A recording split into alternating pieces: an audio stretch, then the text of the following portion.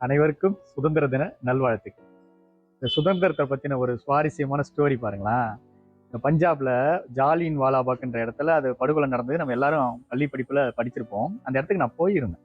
அதை பார்க்கணுன்ற ஆவல போயிருந்தேன். இன்னமும் அந்த குண்டடிப்பட்ட அந்த செவுறு காயங்கள்லாம் அப்படியே இருக்கு.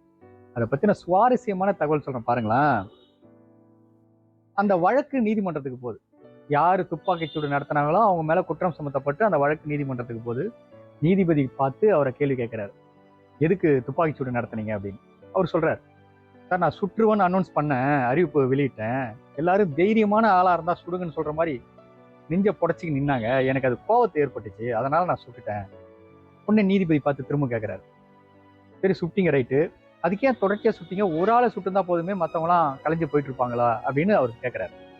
உடனே இவர் சொல்றாரு, யாரு குற்றம் சுமத்தப்பட்டவர் யார் மேல சுமத்தப்பட்டாங்களோ அவர் சொல்றாரு, நான் சுட ஆரம்பிச்சேன், ஆனா மற்ற குண்டுலாம் வேஸ்டா தான் இருந்தது, குண்டு வேஸ்டா தானே இருக்கு அப்படின்னு மீதி இருக்கிற ஆளையும் சுட்டுட்டேன் அப்படின்னு ரொம்ப எகத்தாளமான பதில் சொல்றாரு.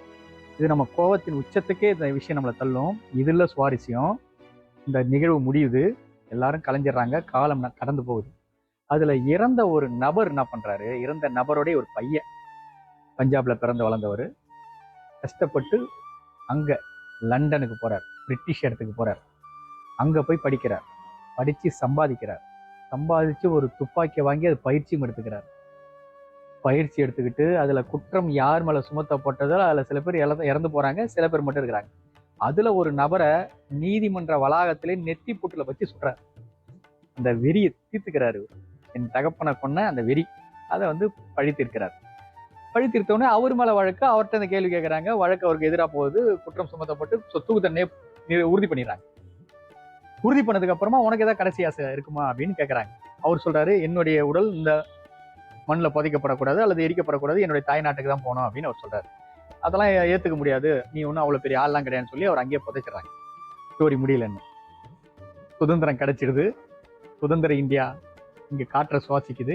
அதுக்கப்புறம் அன்றைய பிரதமருக்கு இந்த ஸ்டோரி காதுல வந்து விழுந்து அதுக்கப்புறம் அந்த ஊருக்கு போய் அந்த எலும்பு கூடலாம் எடுத்துன்னு வந்து நம்ம தாய் திருநாட்டில் புதைச்சி அதை முறைப்படி அடக்கம் பண்ணதா ஒரு வரலாறு இருக்கு.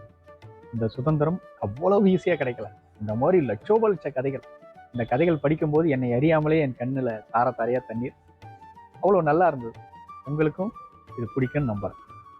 மற்றும் ஒரு முறை அனைவருக்கும் சுதந்திர தின நல்வாழ்வு.